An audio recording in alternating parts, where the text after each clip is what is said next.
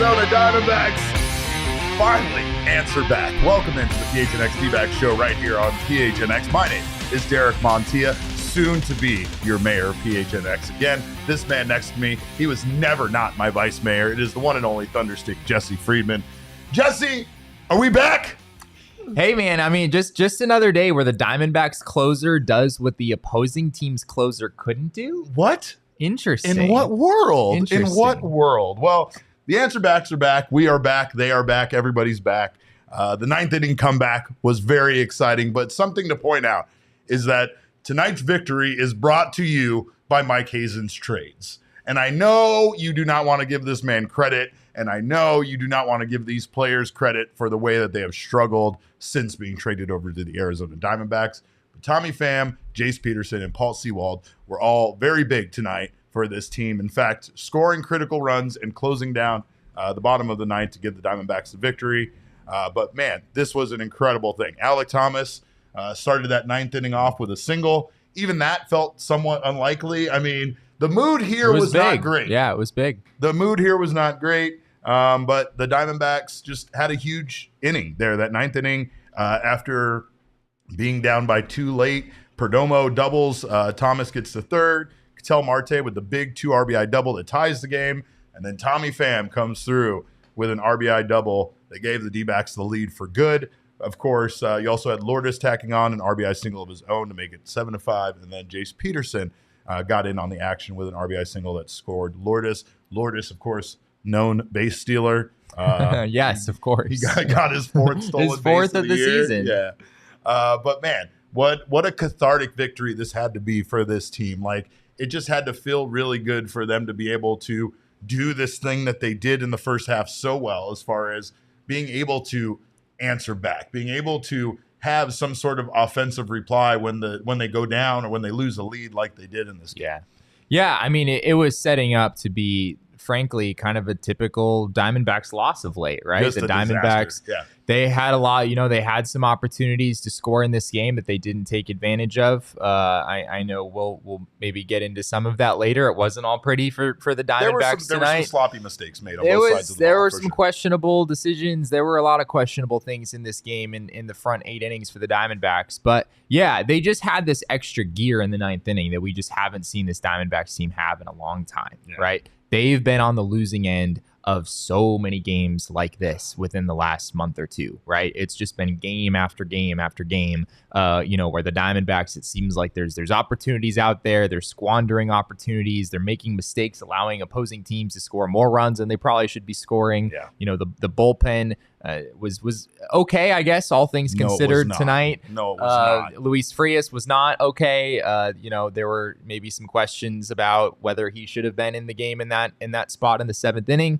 But yeah, the Diamondbacks found a way to come back in the 9th inning at a time when you felt like the morale in that dugout was probably not great, right? When a lot of guys in their heads might have been tempted to think, like, here we go again. Here's another loss that looks a whole lot like, the 35 games that we've lost here over the last month and a half. And the Diamondbacks were able to figure things out in the 9th inning against a pretty darn good closer in Justin Lawrence. The Rockies don't have a great team, but he is genuinely one of the better closers in the game.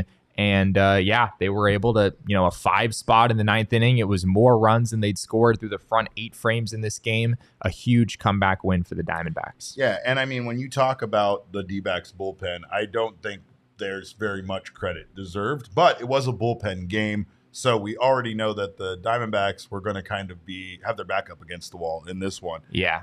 It was a surprise because Joe Mantiply, who was largely responsible for the Game 1 loss, was the starter or opener, if you will, in this bullpen game. But the Diamondbacks in that Game 1, not very good late, and the bullpen was not very good late. In fact, Jesse pointed out on Twitter that D-backs relievers gave up more hits in the 8th inning than Merrill Kelly gave up over 6 innings, and that was not great. Just pathetic, right? It's very frustrating to see that happen, especially when Merrill Kelly went out there and pitched a gem. The Diamondbacks offense didn't give them much, right? And I think that's the big thing about this 9th inning that was so important is in 2 games, the Diamondbacks had scored 7 runs in Colorado, which is what most teams do in like 2 innings in Colorado. So it didn't bode well for the struggles that they're having at the plate. No, it looked like a very typical Diamondbacks game that we've seen over the last month or two, right? You're in Coors Field, you're in the most hitter-friendly environment in baseball, and you're facing, frankly, some pretty subpar Rockies pitchers. I know I talked up how good Justin Lawrence is at the back end. They have some decent back end relievers on this team, but Ty Block is not that great of a pitcher, right? 5 innings, 6 he's not hits, terrible, 2 but earned. he's not great. Earned. The Diamondbacks made him look a lot better than I think he actually is, and it was a similar story yesterday as well, right? With the Rockies having more of a subpar starter on the mound in Chris Flexen. So, yeah, this is just... Are we going to talk about the home run snake? We can talk about the home run snake. Did they behead the home run snake too early? We tried to put it back together, you guys. We're like, come on. Not enough home runs are being hit in Colorado. But Christian Walker did hit home runs in both games, and it's good to see Christian Walker back. That's very big for this team. But, yeah, they made Block look like an absolute stud out there. Luckily, the Diamondbacks were able to have that big 9th inning and come back. Now, I saw a super chat from Mark Solera. I love Mark Solera, and he asks, are we back? You're goddamn right we're back for tonight, for right now at least, because tonight a lot of wild card teams lost. So it was a very good night for the Diamondbacks to pull a victory out on this one. But again, you can't say enough about what Jace Peterson, Tommy Pham, and Paul Sewald did. Paul Sewald made things obviously exciting there in the It wasn't really his fault. It that wasn't much, though. It was not really hard contact. It was kind of just 3 bloop singles. The D-backs outfielders were playing a little bit deep. I don't think all of those would have fallen, with like normal outfield depth. There was just some weird plays. There was, sloppy mistakes made, like I said, on both sides of the ball. Nick Ahmed not coming home on that one throw for Charlie Blackmon. Yeah, that was questionable. That was questionable. When we watched it back on the replay, it really did look like he could have gotten him. Then you had Corbin Carroll bunting on a 3-0 count. Yeah. Bunting on a 3-0 count? Whose decision was that? I need to know. I want answers. Probably Torey Lovello's decision, given that Corbin showed bunt on all 3 pitches prior to that, right? Clearly that was like the plan going into the at-bat. We probably should talk about that one for a second. The Diamondbacks had first and second, nobody out. I believe it was a tie game at that point in time. And the Diamondbacks very much, this was a big opportunity for them, right, late in the game to make some noise and do some damage. You've got Corbin Carroll at the plate, who has obviously been struggling, right? Corbin has not been the same hitter over the last month and a half that he has been, or that he was in the first half of the season. But nonetheless, first and second, nobody out. You can maybe understand, okay, maybe he sees something, maybe he shows bunt, maybe he tries to lay down a bunt, once or twice. But once you get to a 3-0 count, I just don't understand how that possibly would have made any sense for the Diamondbacks. So they very much won this game in spite of that decision. Obviously, it didn't pan out either with Corbin on a 3-0 pitch. He got a pitch a little bit elevated and he fouled out on a bunt attempt, which is something we've seen. Pop-ups on bunt attempts is something that we've seen several times from this Diamondbacks team in the last 2 weeks. It's completely unacceptable. But yeah, I don't understand why the Diamondbacks were even looking to bunt in that spot in the first place. That made no sense to me. It's just such desperation. You know what I mean? It's not a good look, though. Isn't that what a team does when they have no faith, when they have no confidence in their offense? Yeah. That's when you lay down bunts in a 3-0 count with first and second and nobody out and one of your best hitters at the plate. I just think it's a pretty bad look. But yes, all that to say, somehow the Diamondbacks in the 9th inning just suddenly looked like a team that we haven't seen in like a month or more, right? Like the Diamondbacks just haven't really won games like this in a very long time. Huge for them to get back out on top with this win. Elise makes a great point. I think Elise is secretly a former coach. I'm not even sure if her name is Elise, but she says not to defend Torey, but even if the bunt play is on, it's still the batter's responsibility. That's true. It was a mistake on Corbin's part as well, trying to bunt on that pitch. But just like Damon was furious, our producer Damon, absolutely furious with Corbin's catch on the last play of the game, because even though he caught it, he made it more exciting than he needed to be. Scared the shit out of me. I know it scared the shit out of you, but rightfully so. Because you were right. He could have made a more stable, there's too much pizzazz on that catch, after all those bloop singles earlier in the inning. Oh, made me sick. Yeah. Made me sick to my stomach. But one thing we haven't talked about as far as positives go was Bryce Jarvis making his debut in this game. And he made quite a debut. I mean, he was good. He wasn't anything incredible, but his first inning was pretty damn good. In the second inning, he struck out 2 and got 3 outs on 10 pitches. He ended up giving the Diamondbacks their biggest chunk of this outing. I guess you could say he went 3 innings, gave up 1 hit, 1 earned run, 1 walk, and 3 strikeouts. So very promising as far as an arm for the Diamondbacks in the bullpen and somebody that they absolutely are going to need going forward.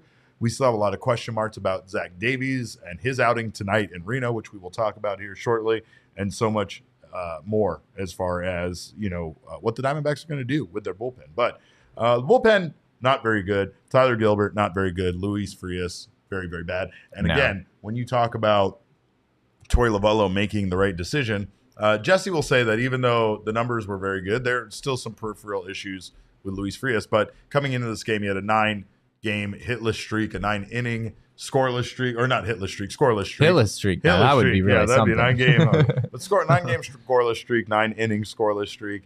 And he's looked very good lately. And of course, he comes in this one in kind of a critical moment, and then wasn't able to get wasn't able to be effective at all. He went 1 1/3 innings, gave up 3 hits, 3 earned runs, walked 1, and did not strike anybody out. Yeah, I mean, it's kind of like what I said yesterday about Luis Frias. Like, unfortunately, the nature of this game is that, relievers who are not necessarily fantastic, they're still going to have runs where they're pretty good for a while. And for the Diamondbacks, that means that they might be pitchers you have to kind of rely on, because it seems like this Diamondbacks bullpen only has, sort of a couple of hot hands at any given moment, and they're kind of just trying to ride those guys as much as they can. Luis Frias, although he absolutely has been better of late, I think he has taken some steps forward. His command has certainly been better in this most recent stint up in the majors. I'm just not sure any real MLB evaluator is looking at Luis Frias and seeing a genuine back-end, high-leverage bullpen arm. I just don't think that's the outlook for this guy. It's great that he was able to bounce back. It's great that he, got his ERA back into the mid-4 range and, starting to look like more of a workable major league arm, which he hasn't really in the past. Yeah. But this is where the D-backs are at with this bullpen, right? Is when a guy who had an ERA of 7 not that long ago, rattles off 5 to 10 good games in a row, suddenly they're thrust into a high leverage role in the back end of this bullpen, because there just isn't a lot of depth there. And sort of like what I said yesterday, I would just caution, guys can go on little runs where they look pretty good out there. It doesn't necessarily mean that that's a role that they're ready for. And unfortunately for Luis Frias, we saw a not very good outing here tonight. But who's a certified G and a bona fide stud, Jesse? Oh. Kevin Ginkel. Yes. Oh, my man went out there through 1 inning, 7 pitches, 6 strikes, 1 strikeout, no hits. And I think some people were kind of mad about it, because it was like, well, now the Diamondbacks are down by 2 runs, and now you're putting in, one of your bona fide back end relief arms. When all was said and done, though, that 8th inning was really important, holding it at a 2-run deficit. Torey knew what he was doing the whole time. Yeah, Master plan. No one in the comments ever doubted Torey. Not even for game. a minute. Absolutely. We never doubted this team for a minute. They're a wagon, Jesse. Speaking of wagons, let's give our King Snake Award out, because that absolutely goes to none other than Tommy Pham, looking hot in those purple jerseys. 2 for 5 tonight. Game-winning double with that RBI, you could say, because that was the decider. The Rockies were not able to score more than that run got. So if that would have been the only run they got there in the 9th inning, or as far as going ahead, they would have maintained that lead, even though it was a little sketchy there. Paul Sewald gets the save, gave up 3 hits in the inning and made it, like I said, very interesting. But when he was bases loaded, nobody out, right? Yeah, it was. It's not a great way to start the 9th inning, but again, Paul Sewald, it was just kind of 3 sort of dinky singles to start the 9th inning, but he was able to get out of it. That was really big. I think you are continuing to see why Paul Sewald, despite a really rough one in Minnesota to start off his Diamondbacks tenure as a closer, he's really looked better over these last few outings. And I'm not sure what other relievers that the Diamondbacks have had this year. I'm not sure who else you'd really trust to get out of those spots in the way that Paul Sewald has been able to.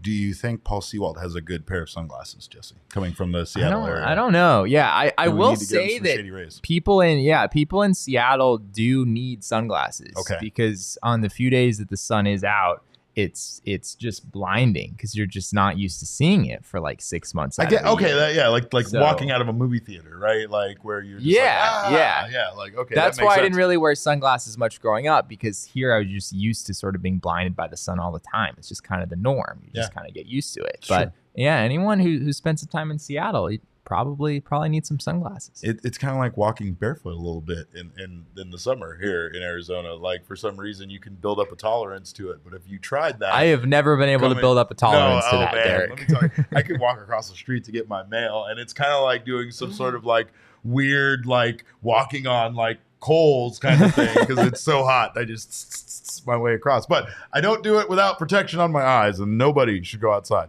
without some good premium polarized sunglasses. So make sure to check out our friends from Shady Rays. They're an independent sunglass company with a world-class product and a world-class lost and broken replacement plan. If you lose or break your pair, even on day one, they told us they will send you a brand new pair. No questions asked, no judgment, no judginess at all. To take off the white wig, and they will send you a brand new pair of sunglasses for free. If you also don't love your Shady Rays, you can either exchange them for a brand new pair, or you can get your money back for free within 30 days. There's no risk when you shop. Their team always has your back. You can check out their entire collection here in town at Kierland Commons. They have a full-stop shop for all things Shady Rays.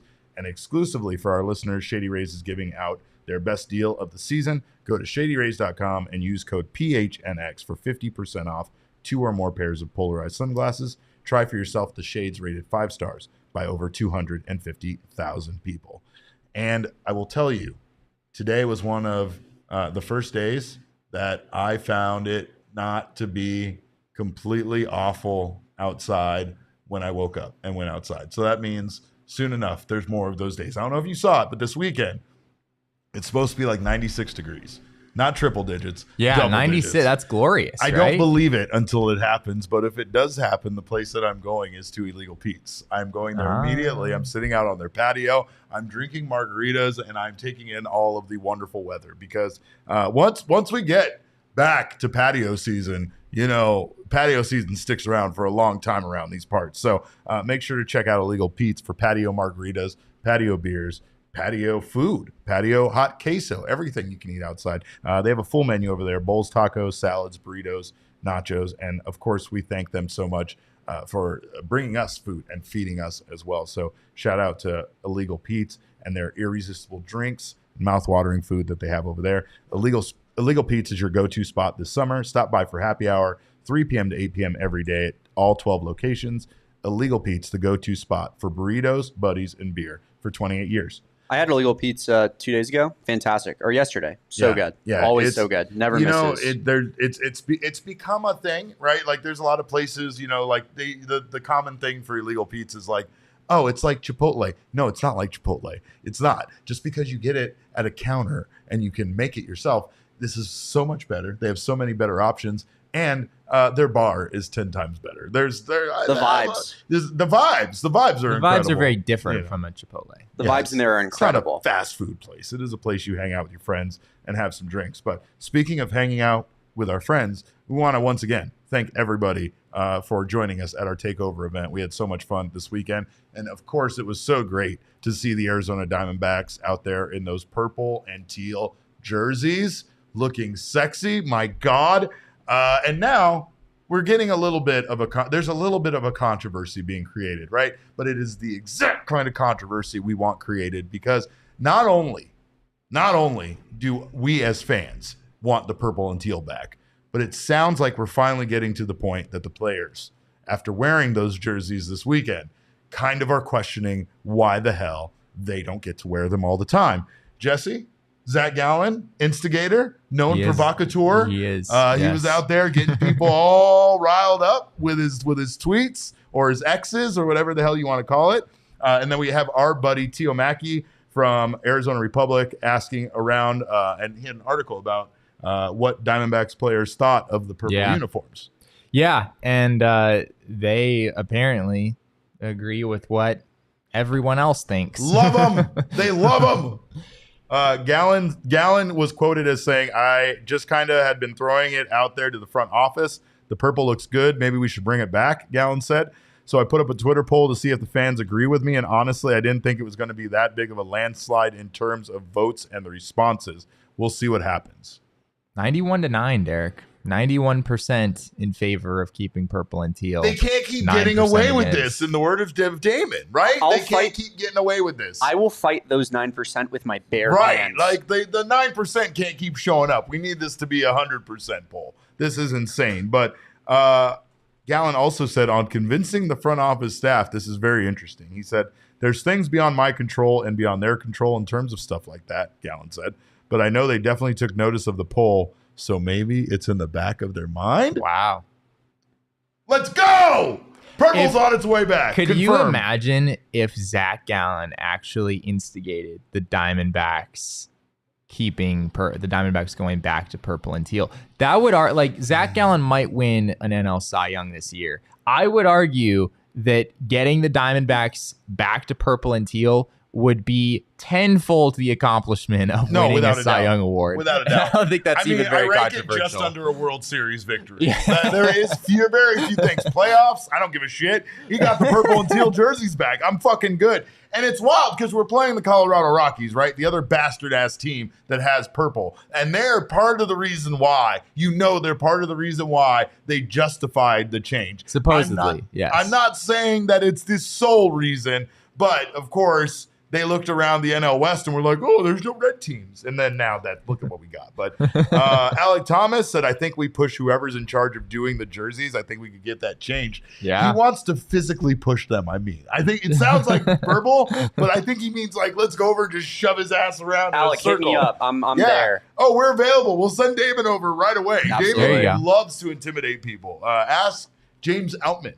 Torey Lavallo said he loved them. He's a big fan of the color of the period. And then I remember there were some gun shows back in the late 90s when these guys were all flexed up with no sleeves. I think it's a great look. It's traditional old school baseball, and I love that. Speaking of the gun show, skin tight purple undershirts were a fucking choice that I particularly love. Yeah. They really, Alec Thomas was looking ripped. Of course you got. And they found a way to get the Avnet patch on there. Did you notice that? They had the Avnet patch on the... Yeah. I also saw Zach Gallen wearing just his purple shirt without the vest. Oh, and that was a look, too. It was a look. I'm just saying. But yeah, it sounds like they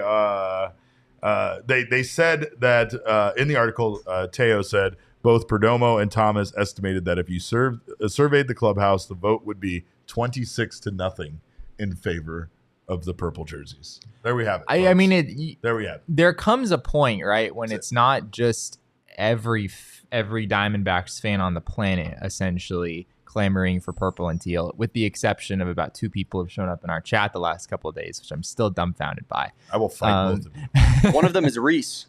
Oh, I don't want to fight one Reese. of them is Reese. Oh, but I like Reese. I like Reese too. I wanted to like Reese. I don't know. Reese. But yeah, doesn't there come a point when if it's not just the fan base, but it's your own clubhouse, your own players are saying this? I don't know. Everything points in that direction, Jesse. As far as making money, it's going to make money hand over fist, right? The return of something nostalgic like that will cause people literally when you look in the team shop, a lot of the old stuff in the purple and the teal and stuff jumps off the shelf, right?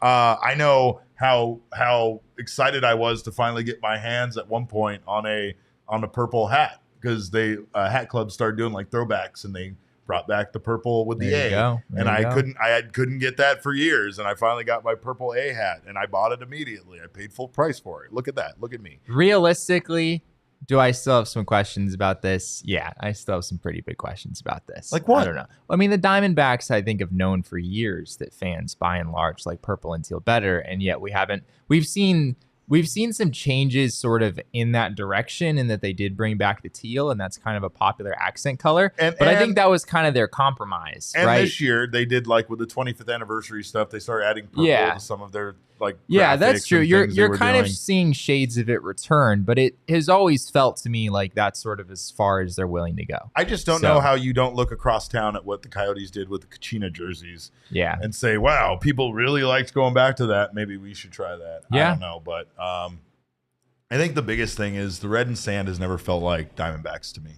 It really hasn't. It's never really felt like Arizona or Phoenix or any of that.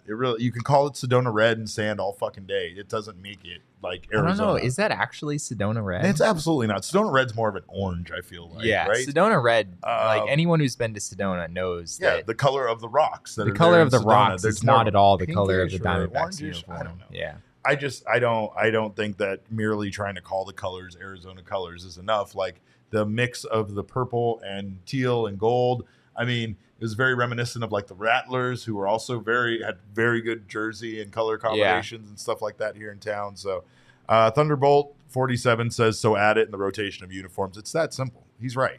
I mean, that's the compromise. Just bring it back like you did years ago when you had Throwback Thursdays. And they did do Throwback Thursday for a while. And I think that was cool in itself. I think people liked that. But it got fans excited. People were excited to be at the ballpark, and the ballpark was rocking this weekend because they were giving away those throwback jerseys, and it was throwback weekend with all the legends in the house. So Saturday was especially fun. And it was not only just fun for us as fans and for us in particular, hanging out with you guys at our takeover. It was fun for Christian Walker. We posted this video on Twitter, but here's Christian Walker's comments about what it felt like to walk out of the dugout and see the crowd, and especially the supportive Arizona Diamondbacks fans crowd in full attendance that night. Yeah, that was the first thing I noticed when I came out of the dugout was the bodies, and it changes everything. That's home field advantage in my opinion, is the crowd on your side, and booing the other team and cheering for us. It was exactly what we needed to help us pull our way out of this. That got a weird response on our Twitter account, by the way, from a few people who felt like in some way Christian Walker was blaming the crowd for not coming out or something like that for that being the reason why the Diamondbacks weren't winning. And like, that's just such a weird way to me to take that, because I felt like he was just sincerely like appreciative and excited about the crowd being there that night. But you got to understand that this is weird for Arizona Diamondbacks players because it's unique to this team, the city. I said it yesterday, but there's just not a lot of places where players have to deal with this much, support for the opposing team and this lack of support for the home team, even when things are going bad. Like, even when things are going bad, other teams like, the Cleveland Guardians fans and stuff like that have been used to the team sucking for years, they still come out, they boo, they give their team shit, they write mean things about them on Twitter, but they still come out and they still support. They don't do that thing of just like completely dropping off as far as interest goes just because their team sucks. And that's something that at times is a bit unique to Arizona, and also the amount of opposing fans that live here that already have their allegiance for another team. We are one of the youngest franchises in baseball, and you also add the fact that we are the spring training home where a lot of people just kind of already root for another team, and it leads to this kind of thing where it is hard at times for them to have a game where they can feel like the crowd is 100% on their side. And I still find it hilarious that Torey notices the seventh inning thing, because Torey told us he's never even watched an episode of the show because he couldn't, he doesn't want to at all get any of this stuff we say in his head at all. But, it's funny because he also said he just kind of stays kind of head in the sand about everything around them and doesn't really. If you're a major league manager, I think that's clearly it's the best course. Clearly the move. Right. Yeah. But I mean, in him saying that, I was actually honestly surprised that he would pick up on something like the crowd at Chase Field having that battle during the take me out to the ballpark, and having them say, root for the blank instead of for the D-backs. Right? I mean, it's got to be kind of demoralizing for the guys in the clubhouse, right? I think the Diamondbacks recognize that, in moments when they're not playing particularly well, that is going to correlate with how many Diamondbacks fans are in the seats at Chase Field. And I think they understand that. I think that's understandable. Yeah, but what is maybe a little bit harder for people to swallow is that, yeah, not only are there maybe not going to be as many Diamondbacks fans in there, but the flip side is that there's going to be more opposing fans there.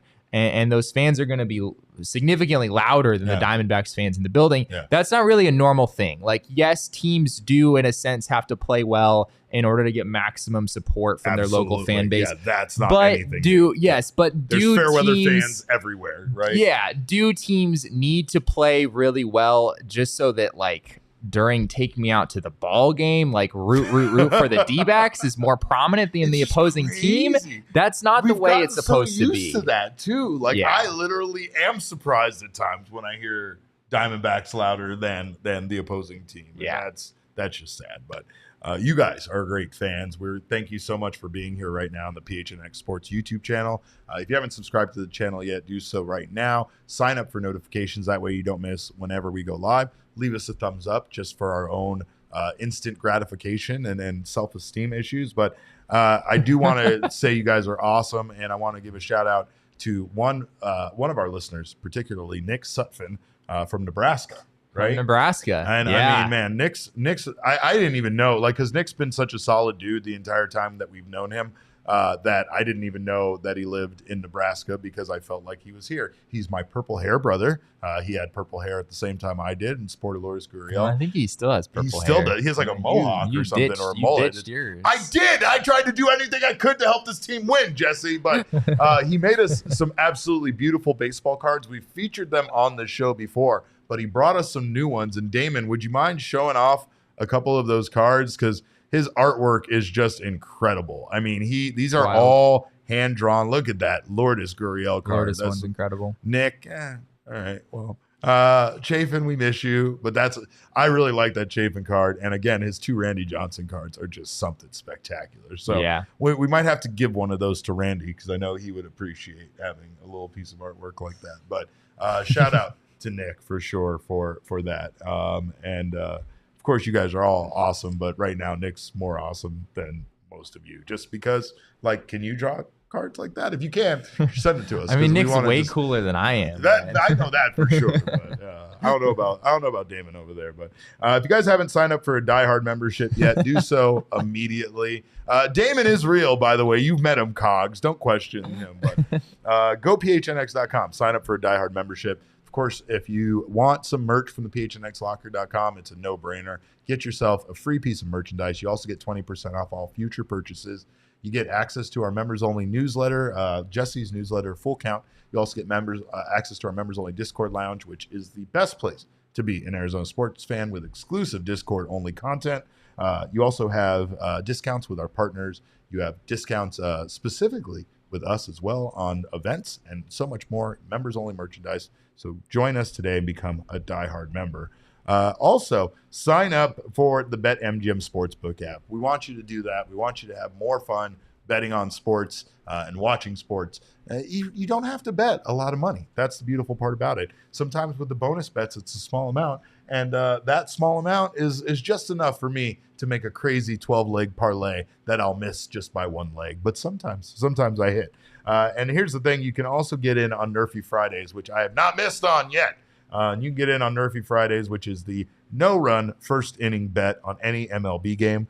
Opt into the promotion first on the BetMGM Sportsbook app, and then place a bet on a no-run first inning on any MLB game. That's by betting no on the will there be a run in the first inning option. If your bet loses but only 1 run is scored during the first inning, you will receive a bonus bet back equaling your stake up to $25. Like I said, the last 2 Fridays, they've doubled that up to $50. It is available only on Fridays. And of course, if you haven't signed up for the BetMGM app yet, use our bonus code of PHNX. There's a few different offers depending on where you live. But for our Arizona audience, place your first bet, offer, and receive up to $1,000 back if bonus bets if it loses with BetMGM. Again, make sure you use bonus code PHNX. Check out the show notes for full details. And now listen to Shane talk about the disclaimer. Gambling problem? Call 1-800-GAMBLER. Colorado, D.C., Illinois, Indiana, Kansas, Louisiana, Maryland, Mississippi, New Jersey, Ohio, Pennsylvania, Tennessee, Virginia, West Virginia, Wyoming. Call 877-8-HOPE-NY or text HOPE-NY 467-369 New York. Call 1-800-327-5050 Massachusetts. 21 plus to wager. Please gamble responsibly. Call 1-800-NEXT-STEP Arizona. 1-800-522-4700 Nevada. 1-800-BETS-OFF Iowa. 1-800-270-7117 for confidential help Michigan. 1-800-981-0023 Puerto Rico in partnership with Kansas Crossing Casino and Hotel. Visit BetMGM.com for terms and conditions. U.S. promotional offers not available in D.C., Kansas, Nevada, New York, or Ontario. We got an update, by the way, on one of those plays we were talking about earlier. Yeah. According to our buddy Teo Mackey, he said that Torrey was visibly angry about Corbin Carroll's 3-0 bunt attempt. He chalked it up to a miscommunicated sign. It's not great. Not great. It does explain a lot because, yeah, I mean, we were all just sort of utterly dumbfounded. Like, why on earth you got a pitcher on the mound who clearly has no idea where the ball is going?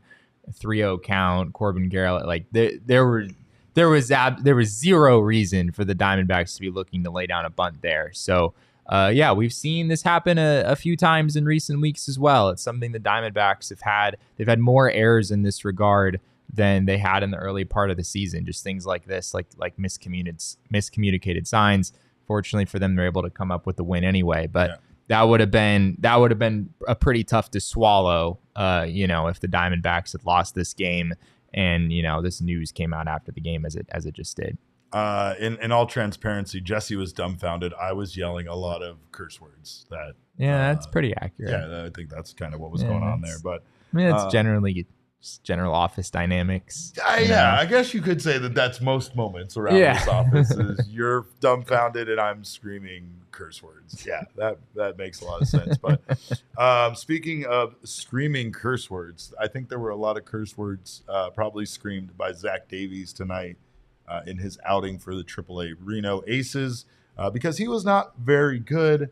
No. Meanwhile, Jordan Lawlar in his first game for the Aces was quite good. He was. Yeah, we'll start with Zach Davies. 3 innings, 11 hits, 7 runs. All of them earned 1 walk, 2 strikeouts. He threw 80 pitches in those 3 innings, 49 strikes. This is for the Reno Aces. Just to give you an idea, he lasted how many innings, Jesse?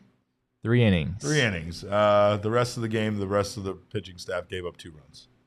So far, this game is still going. This is a wild game the Reno Aces are playing right now. They were trailing this game 7-3 after the top of the second. They are currently winning 17-9 as we're live right now in the top of the 8th inning.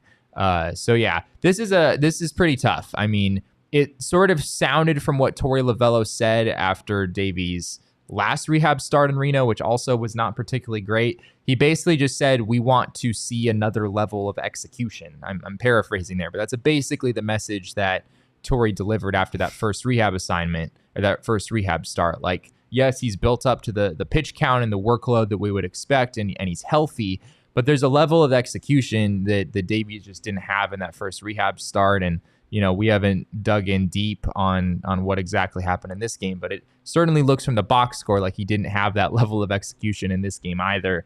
Obviously a hitter-friendly environment, but 7 runs on 11 hits. I mean, that is really tough. So I don't know where the D-backs go from here with Zach Davies. I would imagine it's another rehab start. It's given him another chance in Reno to see if he can prove that he belongs back in the majors.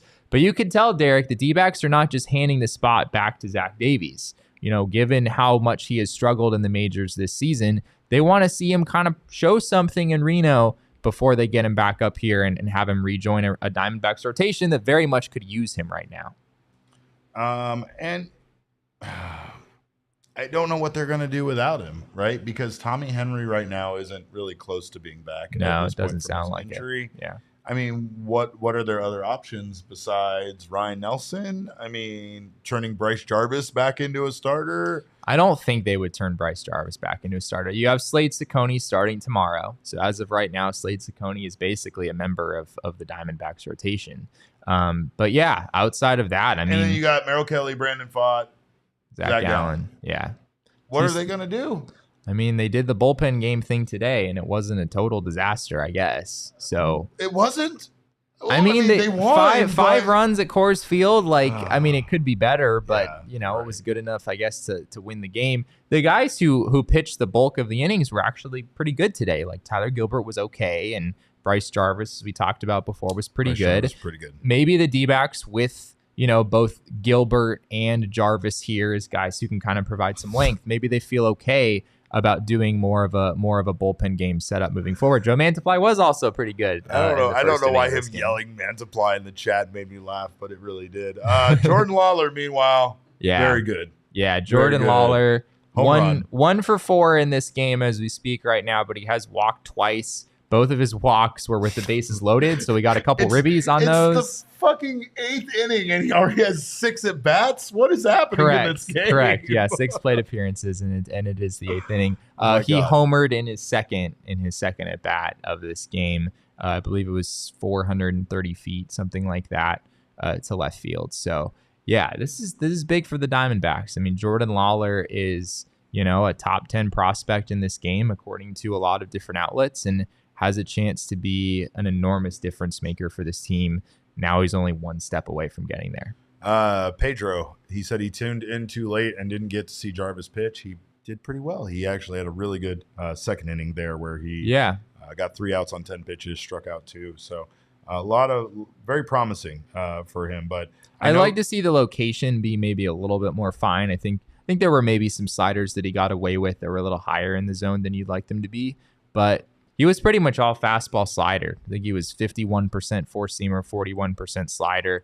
He did throw one really good changeup that resulted in a strikeout. But his slider is a pretty good pitch. When he's able to put that in good spots, it can be pretty effective. The fastball, as I wrote in a story earlier today, has not been a good pitch for him this season, even after making some adjustments. But if his secondary pitches are on like the slider was today, I think he can be pretty effective in that 3-inning role.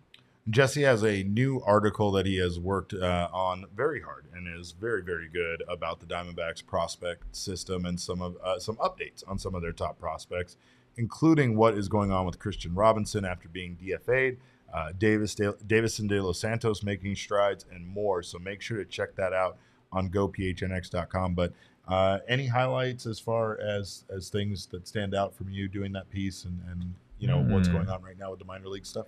Yeah, we touched on the Christian Robinson stuff on the show yesterday. How Josh Barfield, the Diamondbacks farm director, told me that he's dealing with some personal things which seem to play some role in the decision. I don't know exactly how big of a role.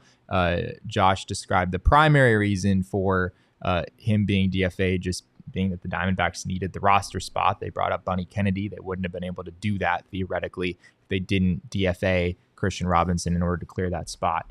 But yeah, other things that stand out in here, the last piece of the story is just sort of a roundup on some of the Diamondbacks top picks from a year ago.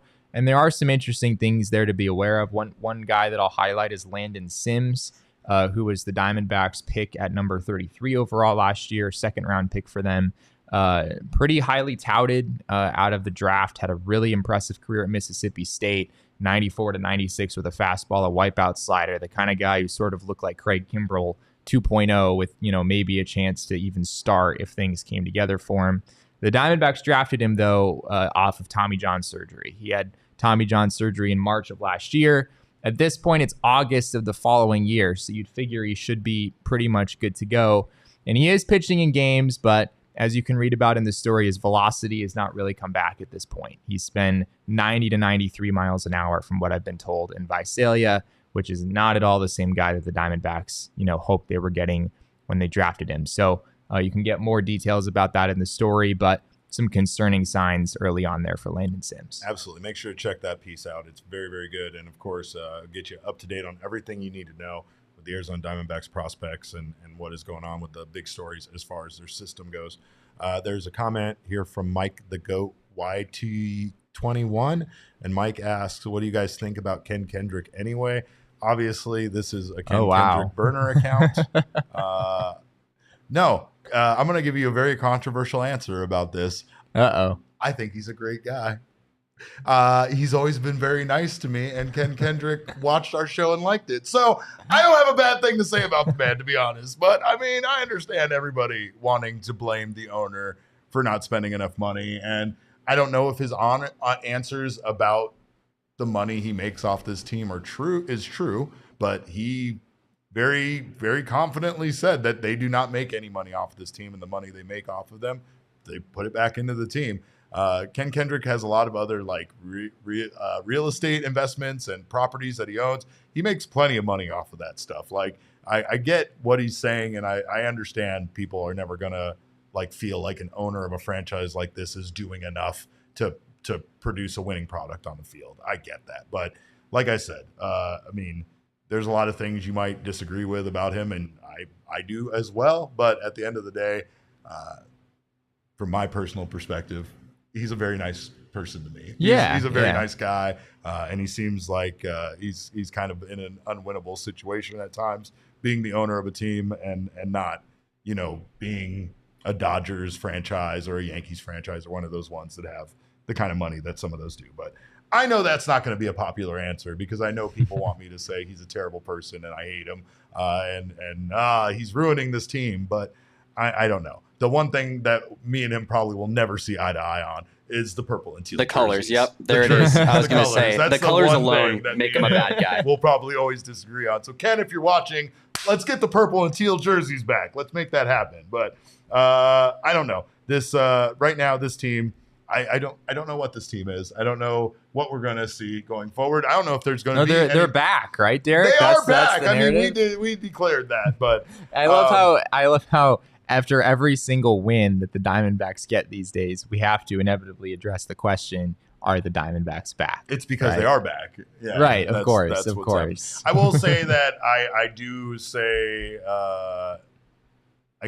this about right now.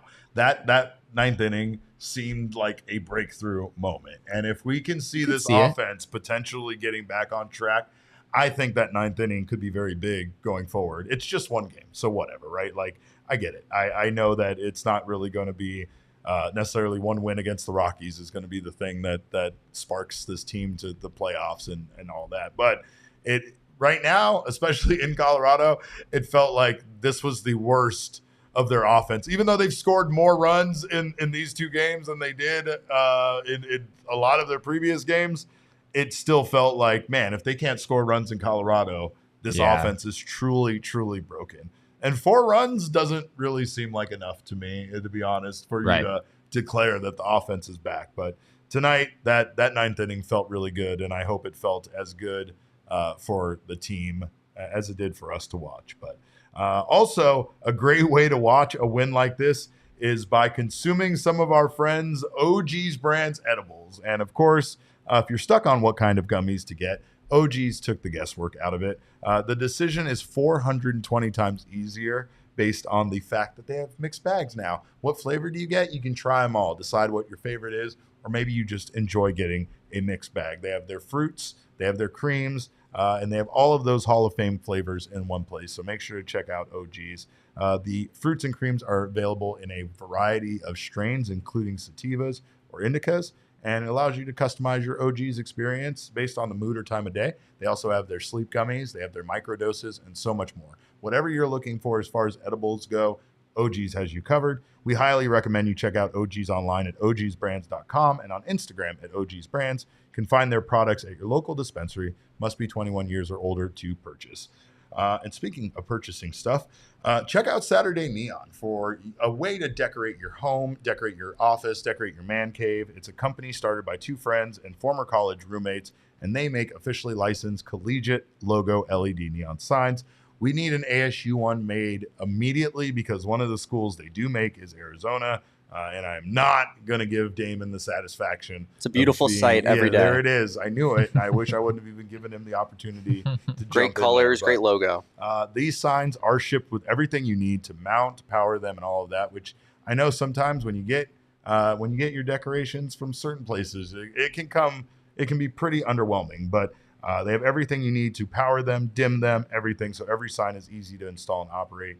And again, they make great gifts for anybody you need to get a gift for. And holiday season is right around the corner. So go to SaturdayNeon.com and use code PHNX for 10% off your order today. Free shipping for orders over $200. It's terrifying, isn't it? Derek, it's 112 degrees. It's right outside. around the corner, Jesse. I went to my Goodwill and bought a pair of basketball shorts, and then when I went to return them, I was told that they were seasonal Halloween items. What? I don't know, but that's where we're at now. The holiday season is upon us. They were just like generic basketball shorts? They weren't generic basketball shorts. They were actually Harlem Globetrotter basketball shorts. And they were like authentic Harlem Globetrotter shorts, like the ones that they would wear on court. So for $9.59, it seemed like quite the steal. But guess what? They were ripped on the inside, and you couldn't even wear them because they just fall down. And that's what I get for not checking stuff. This has gone on now I'm blasting Goodwill, and I don't feel right about that. But again, Diamondbacks are back. That's all it takes is for the Diamondbacks to win. They're back. They'll be back in town soon. So of course, if you want to go see them, the best way to buy tickets is through Game Time. Game Time is the app for purchasing tickets last minute. And of course, so you want to wait and see how they're doing the last couple of games before you go buy tickets. Forget what Christian Walker said. Only support them when they're winning, right? But anyway, you can know no matter what's going on because you can buy your tickets last minute at Game Time. It's the fastest growing ticketing app in the country for a reason. And you can snag the tickets without the stress with Game Time. Download their app, create an account, and use code PHNX for $20 off your first purchase. Terms apply. Again, create an account and redeem code PHNX for $20 off. Download Game Time today. Last minute tickets, lowest price guaranteed. Well, let me get this guy back up here because we're trying to get the home runs back. So we fixed him. The head's attached. I feel like you need to give some context here. Like if people don't remember, the home run snake story. There was a home run snake in the dugout, and they cut its head off, and then we got some masking tape and just kind of put it back together as best we could. So, and that's the one, right? That our home run snake is the one that was in the clubhouse. The one, yes, okay, that is the one. And of course, when I get a chance to steal that vest, I'm coming for it. I'm just saying. Why are we wearing the vest anymore? Maybe that's why we're losing. I don't like that they give up on stuff just because they think it's a bad luck charm. Because that's fucking bullshit too. Aren't they still doing the vest? I don't know. I haven't seen the vest in a while. I saw the vest. They gave like up on the snake after like 4 games. Evan Longoria to this day is the only man that got to wear the home run snake. What if they used the throwback vest? All right. Now you're talking. Now that would be. Now he's using that big brain. It's like kind of a full circle. I like when he gets smart on me. That's good. But you can follow him to get more big brain ideas. He's at Jesse and Friedman. I am at Cap_Caveman with a K. We are Damon's dogs, of course, and that would mean you have to follow Damon at Damon Dog, and that's DAWG. And of course, you got to bark. We are also at PHNX _D-backs, but all roads lead to at PHNX _sports on Twitter, Instagram, and Facebook. Sean might have died from the excitement again. He lives and dies with this team, and we literally mean that sometimes he just passes away based on his inability to, keep up with what's going on in the game. But you can also follow Sean at Sean_DePaz. He will be back tomorrow. But we thank you guys for showing up tonight. We thank the Diamondbacks for putting together this last-minute victory. And, of course, we appreciate everybody's time on behalf of this crew. Thank you. And remember, kids, baseball is fun, but it is so much more fun when you can answer back.